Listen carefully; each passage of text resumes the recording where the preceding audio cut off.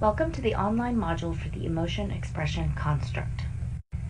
In this presentation, we will review the research background and the rationale for including this construct in the K-3 formative assessment. Then we will discuss the various components of the assessment materials found in your binder, including the progression itself, the assessment mean forms, and the documentation forms. The expression of emotions in an appropriate and timely manner is critical for children to be able to function in the school environment. Expressed emotions are the grease on the wheels of social interactions, aiding in the initiation, maintenance, and conclusion of social interactions. For example, expressed emotions are used to convey one's needs to teachers and peers. Additionally, children who are able to express their emotions, particularly in appropriate, positive ways, often have better relationships with children in their classroom, are more engaged with peers, and have better social skills, all of which are important competencies for success in school. There are a few important things to remember before we walk through the progression. As we review the skills and examples, you will note that there is not meant to be an emphasis on any particular emotion or type of emotion. Children express and manage a range of emotions, both positive and negative, in their daily lives. As the observer, you will want to consider all emotions when placing a child on the progression. Another thing to note is that emotions are a bodily experience and are not necessarily observable. It is the expression of an emotion through words, gestures, and/or behaviors that alerts an observer that an emotion is being experienced. While we think of smiling as representing happy and frowning as mad, children express their emotions in many different ways, including jumping up and down, throwing things, tone of voice, statements, etc. When behavior is mentioned, it is inferred that emotion is the underpinning of the behavior. The first understanding reads, children understand that they have a choice in how they express their emotions and that their choices have external effects for themselves and others. Children understand that prosocial behavior produces positive interactions with others. These first two skills, A and B, are about the expression of emotion and whether or not the child understands that others are reacting to his or her emotion-related behavior. Skill A, acts, talks, or reacts to an experience or stimulus without demonstrating awareness of the reactions of others around them. There are two important pieces of information in the performance descriptor column for this skill. The first bullet describes the types of emotionally driven behavior that you might see, such as hitting, crying, dancing, jumping up and down, etc.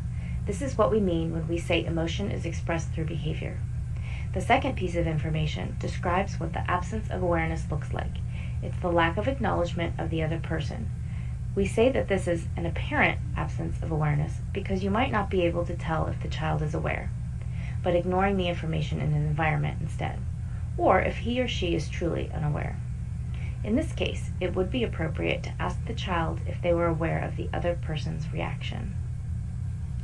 The example here describes a child, Ronnie, participating in the kickball game. He cries when he strikes out and is told that his turn is over. He continues to cry until a teacher intervenes, despite his peers reacting to his crying. Ronnie is essentially lost within his own emotion over the situation.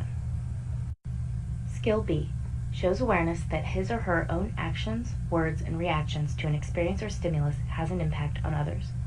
This skill differs from the previous skill in that the child is aware of his action, but doesn't necessarily take action. The second bullet in the performance descriptor column explains what this awareness looks like.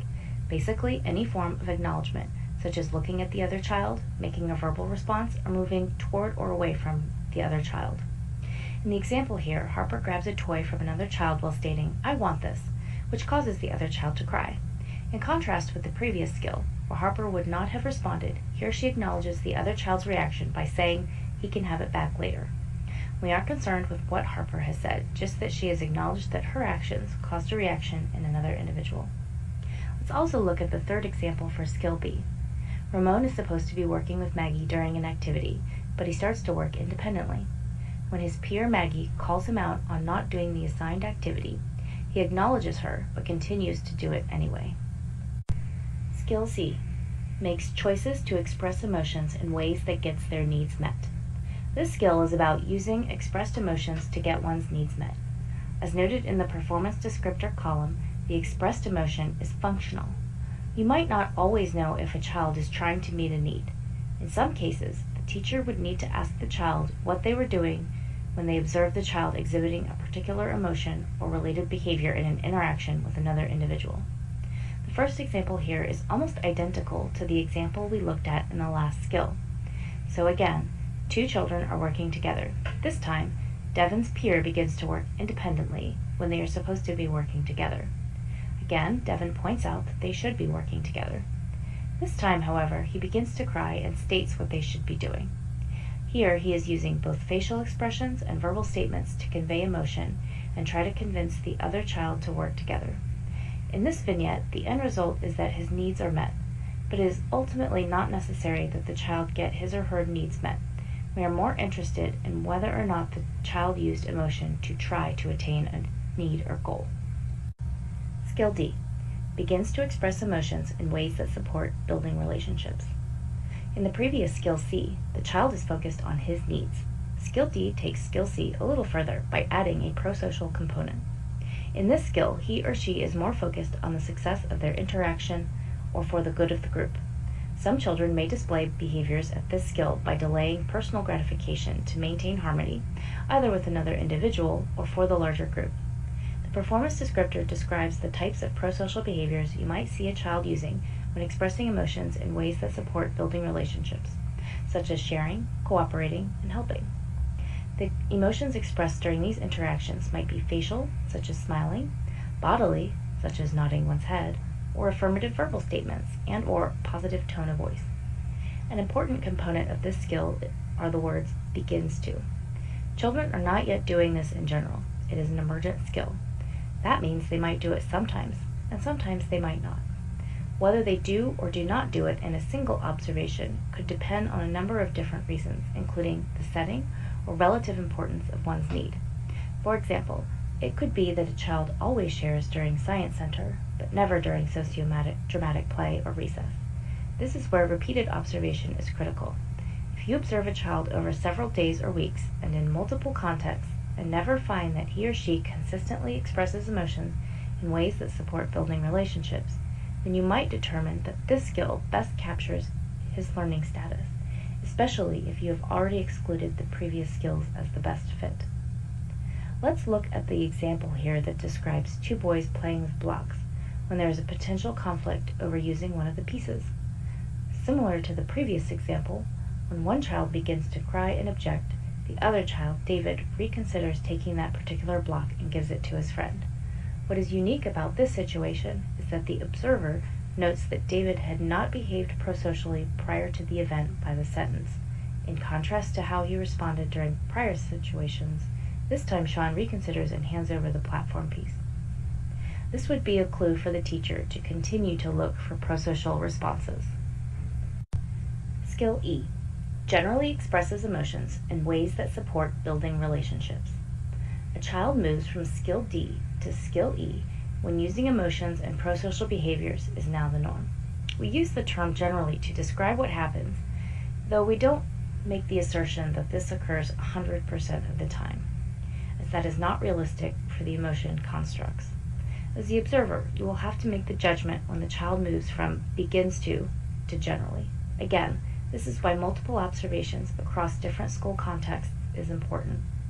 We will come back to this in a moment, but what you don't see represented in this skill that you are going to see in the next two skills is a reflection about emotions and the connection to behavior.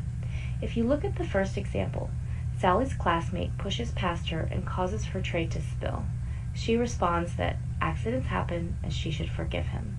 That's not really a deep reflection. It's repeating a rule about what one should do.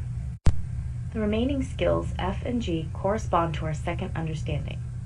Children understand that reflecting on how they express their emotions and the connection to their actions helps them to regulate their emotions and actions, and that how they express their emotions affects others, their relationship with others, and the social environment.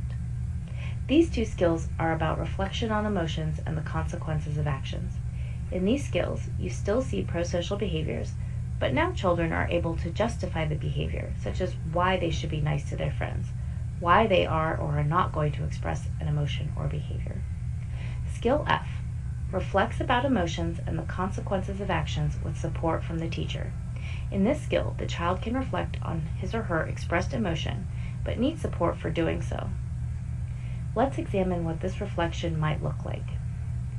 Begins to demonstrate reflection by responding to provided supports, by incorporating feedback into self-regulation strategies, by making verbal statements related to the reflection process, or by displaying compassion and/or empathy. What does support from an adult look like? It's probably something that you are already doing. When talking to a child who is overexcited and using too loud of a voice during a quiet reading time, you might ask, how do you think your friends feel when you talk so loud that they can't concentrate on their story? Which prompts them to reflect on how their emotions are being expressed. A child at this skill is not just behaving prosocially, but can talk about changing their behavior to be more prosocial. It would be helpful to record what types of supports you as the teacher offered the child.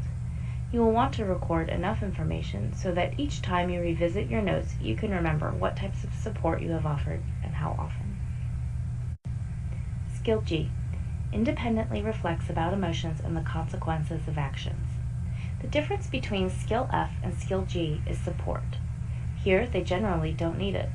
They are pretty self-sufficient in using their emotions and incorporating the feedback they receive in the environment into their interactions with teachers and peers. Reflection looks pretty much the same, but this time they might anticipate how someone might react if they behaved a certain way. In the third example, the teacher is noticing that Sean vows not to yell out and hurt his friend's feelings based on past behavior. The teacher would probably indicate that he is at Skill G, but continues to watch and see if he, 1, really does use this information to stop himself from being impulsive, and 2, uses this information in other contexts. Let's take a look at these 3 skills and point out where the differences are, because on the surface it might not be apparent. Across all 3 skills, you will see children being prosocial. You might even have that child who is always a good citizen, who shares, gets along with others. In this case, you will want to look for what they do when they experience a more intense emotion. So you can see how it might be tricky to determine whether a child is at Skill E or G if you haven't really heard them reflecting on emotions. And then it would be appropriate to ask the child when you see behavioral changes, or prompt them to think about their emotions and see if their behavior changes. Now that we have reviewed the skills in emotion expression, you might be noticing that this construct has elements of the other social-emotional constructs, including emotion regulation and emotional literacy. For example, in order to appropriately express emotions to get one's needs met, or to reflect on emotions and change behavior, a child will need to be able to regulate his or her emotions. Similarly, in order to be able to reflect on emotions, children also need to have some degree of emotional literacy. Like most areas of development, these skills do not develop in isolation. The social-emotional constructs are interdependent. This should make it easier to observe the emotion constructs. If children are expressing, regulating, and discussing emotions in a given situation, you might be able to observe 2, if not all 3, emotion constructs in the K-3 formative assessment. Let's take a look at a video and see if you can identify any of the skills we have reviewed so far. Ooh, nice. Okay.